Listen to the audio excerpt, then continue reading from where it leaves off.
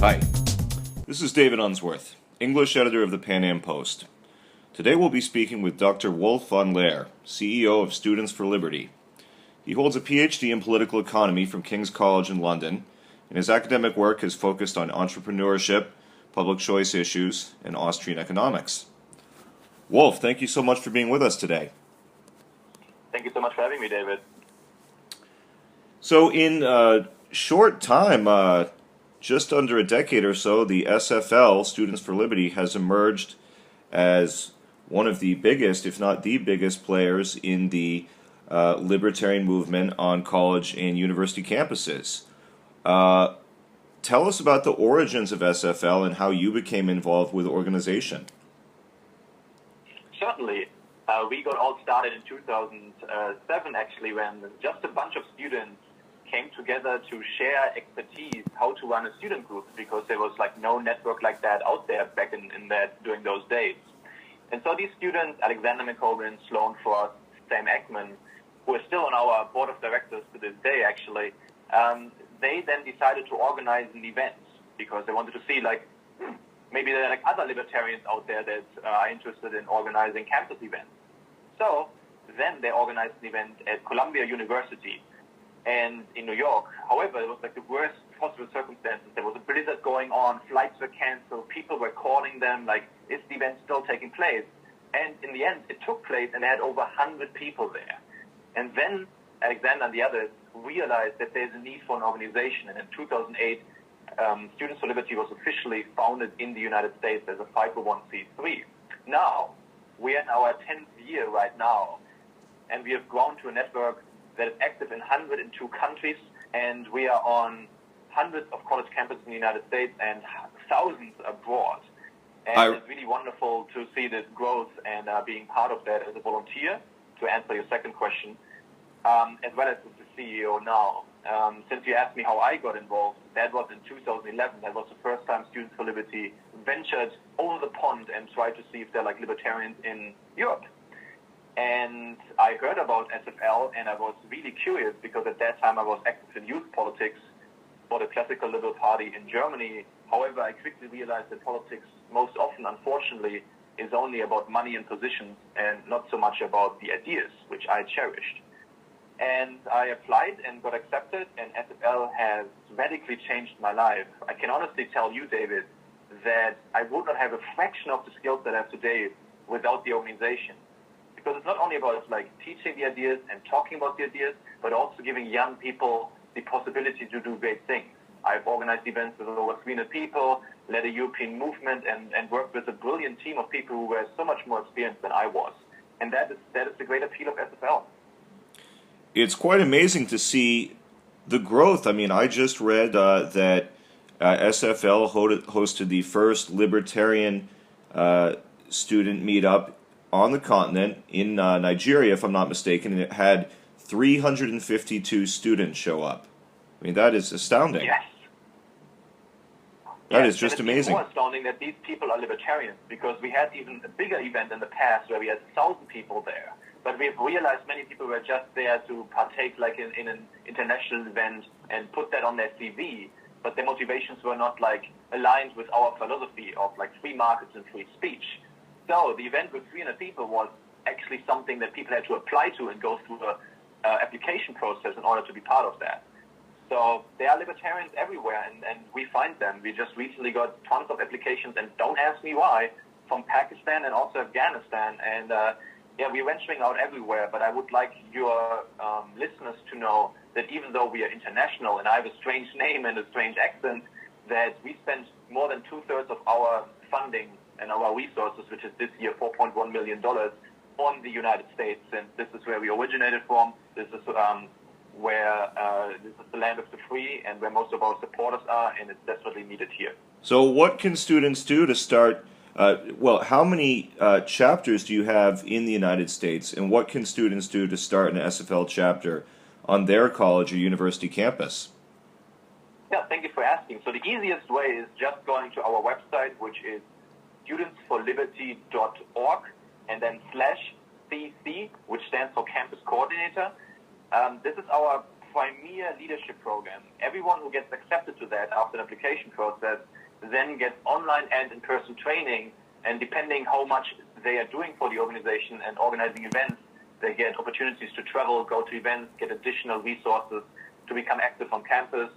Of course, the usual stuff like banners and material to hand out, like free to choose, and like other books that students might be interested in. I think that's the easiest thing. And we are not working so much with group nowadays. We're trying to change that right now. Of course, we have several hundreds of groups in our network, but it's mostly a loose affiliation. We are mostly working with individuals who then become like part of our campus coordinator training. And that, I think, is the first step. But we also, I would like the listeners to know that, and you can come to these events if you are also from the older generation. We are called Students for Liberty, but as long as you want to learn more about the ideas, technically you're still a student. So you can go to our conferences, which all across this country and indeed the world, and you can find that at sflrcs.org. Right, the classroom is always open. What's that? The classroom is always open at SFL. If you want to learn more about the ideology and the movement, you're always welcome to join, regardless of your age, I guess. Indeed, and just one more sentence on that. Our premier event, which is called LibertyCon, is taking place in Washington, D.C. from the 2nd to the 4th of March.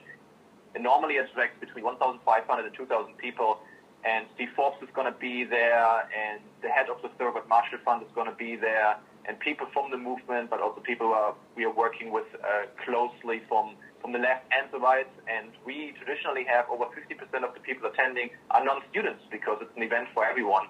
And so maybe your folks want to check that out, and they can see that at libertycon.com.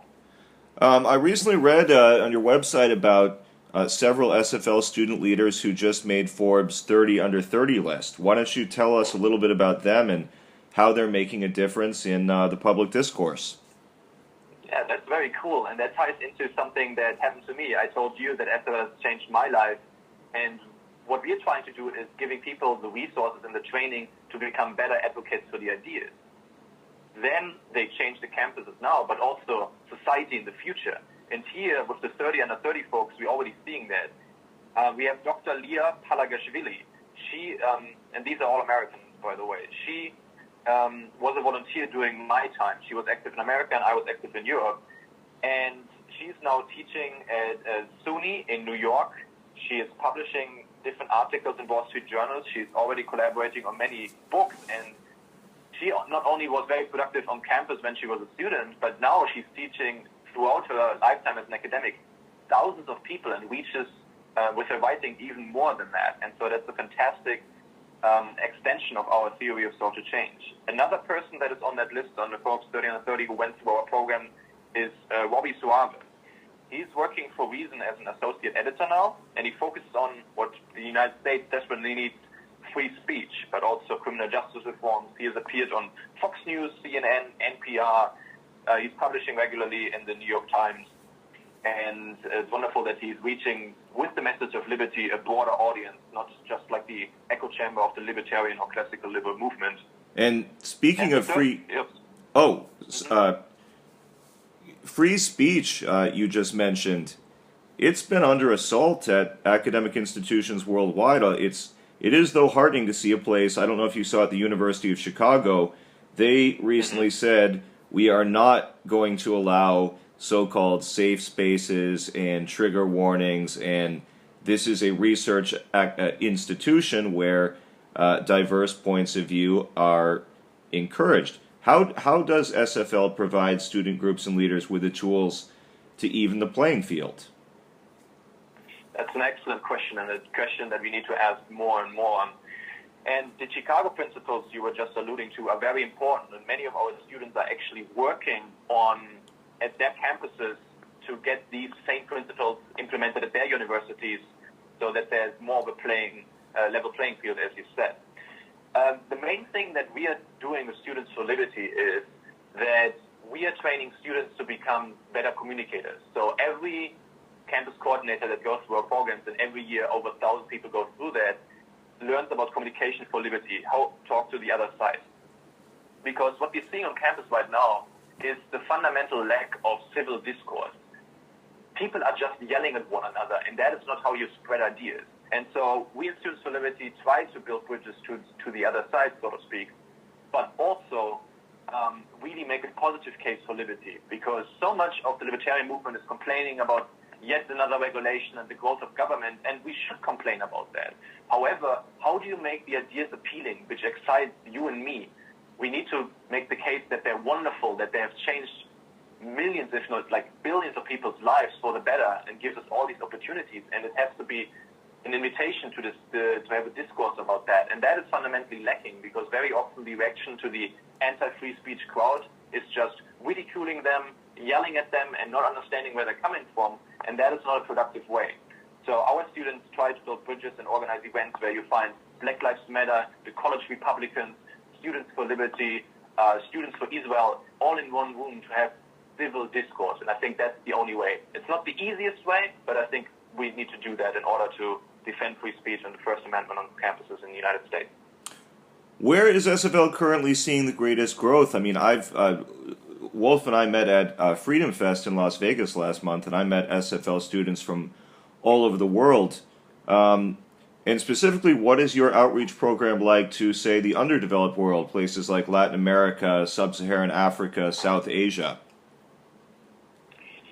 So the biggest growth we have seen over the last couple of years really in Brazil. We had Kim Kataguri on the Times list of the most influential teens a couple of years ago. Kim, he's not even 30 years old. I recently had a call with him. He created YouTube videos to talk about the ideas of liberty and why the regime in Brazil is corrupt, is very much focused on socialistic ideals, and why this is harming their country. And he became very quickly very popular, so much so that he brought over 200,000 people to the street, and you can look his name up. And it's very impressive that he has reached like such a huge audience with that. And we had many different groups there who got together and had like 500 people there attending the event to talk about classical liberal ideals. And that is really fascinating. And they are one of our strongest regions right now. And what contributed to this is, of course, it was the right time. There was like a vacuum of ideas. Politics has failed the country. The socialist policies of Latin America has failed Brazil specifically, but also using the right tools. So we are very sophisticated with social media, search, identifying people who are interested and then inviting them, but also focusing on quality over quantity. We want to see growth, and we want to show to our donors in the world that we're growing every year. However, we need to make sure that we have the right people within the movement. We don't want to have people that yell other people in the face. We want to have good libertarians there and people who can represent the ideas well. And so we are walking that tightrope, and it seems to be working specifically there. And if there ever was a place, if there ever was a country where fertile for the ideas of libertarianism, but where libertarianism has never been tried, it would be Brazil. I mean, you have the bloated, inefficient state structures and just a cesspool of corruption, kind of crony capitalism between these big companies like Petrobras and Odebrecht. What about, say, in Africa and Asia? What's going on with SFL there? Yes, you're absolutely right about the corruption aspect. So Africa there is a demand, but it fundamentally comes down, unfortunately, to a resource question. I would like to do more there, but it is very hard to operate in Africa because flying people around and having in-person trainings are very costly because the infrastructure and the aviation market is not very developed. Nevertheless, we have huge demands and trying to do as much as possible with like online training and to continue getting people excited. We recently had like many new countries join the network in Africa, and we would like to do more, but not many people are really interested in that continent and spreading the ideas of liberty there. So I hope I will find some donor at some point or some foundation who's passionate about that so we can do there more, because we have good people on the ground, and we are really reaching now Uganda, Nigeria, as you mentioned. Of course, we are in South Africa. And yeah, we are, I think now at least in 10 countries on the African continent. Some countries are really hard to reach, and we have to be careful because we operate in very difficult environments. One case that we are quite active in is Venezuela. We have over 50 leaders there, but we also had cases where we had to get a leader out of there because she was threatened to be imprisoned, and she is now in Colombia. We have now a leader, his name is Jorge Casati. He's in Florida, and he cannot return to his country anytime soon because he will be imprisoned immediately. He has a following of 100,000 followers on Twitter, and he really wants to help his country. We're trying to do as much as possible, but we have to also make sure that we can protect our people. So some of these countries are difficult to operate in, as you can imagine, also China. But we're trying our best, and we have a staffer just focusing on so-called charter teams, where we're trying to get into countries where there are no really free market groups or no presence of Students for Liberty. Right. In Venezuela, we've seen a situation where the last vestiges of democracy are evaporating before our eyes. It's really gone from a democratic country to an authoritarian country to a totalitarian country in a short amount of time. Now, university administrators in the United States and probably throughout the world tend to lean left politically. You've talked quite a bit about cultivating a positive environment for discourse. What can SFL leaders do to cultivate a positive and respectful relationship with their campus, who in many cases is providing the infrastructure for these events, or the public spaces for these events? I think you hit a point that is very good and most organizations ignore. Most liberty organizations focus on the academics and trying to influence them, or as we do on the students. However, we have seen over the last decade the same phenomenon that we have seen within healthcare, that the body of administrators is growing at a rapid rate. However, the amount of academics don't grow at the same rate, not even close to it. So you have the situation where you have more and more administrators with more and more power, and their only mandate is to cater to the needs of the students. And we know that on campus, the anti-free speech crowd, they are a very small minority, but they're very loud. And they get the attention of the administrators, who then go out and enforce all of these ridiculous policies that we're reading in the news about that you have safe spaces and all kinds of other stuff, because they're there for people who complain. So we need to have a collaboration and a conversation with them too. I mean, the first step is for our students to become active and show them that there's a different voice, that there is a voice who wants to learn wants to learn different ideas, wants to be challenged. However, most of the people don't want to be in a yelling contest with the people who are trying to implement these anti-free speech policies, and so they're reluctant. There's a silent majority of sorts. And so we encourage our students to become active. Very often they handing out the Constitution on campus, a foundational document for the United States of America, and sometimes they got detained for that. And then we sue the university. That is a radical case, but most of the time we're just trying to get our students to also work within the Chicago principles and write petitions and use the university system to make it less anti-free speech, so that they see that there's a different voice on that. But it is a struggle, no doubt. Well, the 500-pound elephant in the political space today, Donald Trump, as we saw at Freedom Fest last month, the election of Donald Trump has really divided the libertarian movement on a number of key issues. How do advocates of free markets and classical liberalism deal with recruitment and messaging in the Donald Trump era? That's certainly an interesting question, because for the most of our existence, Students for Liberty had just to deal with the Democratic president, and now we have Donald Trump. And the messages that we are sending to our students, and what our students are echoing, is that it's really about the ideas. Ideas and the principles trump personalities. And we need to adhere to that. And Hayek has really given us that lesson over and over again.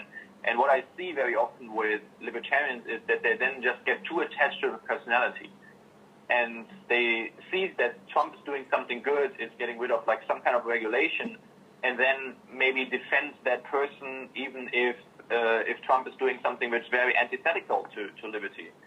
So what we are doing is that we talk about something that Trump is doing which is good, like getting rid of regulation, but then also point out if he's doing something wrong. It is very unfortunate that now somebody is in the White House who understands less about free trade than Paul Krugman.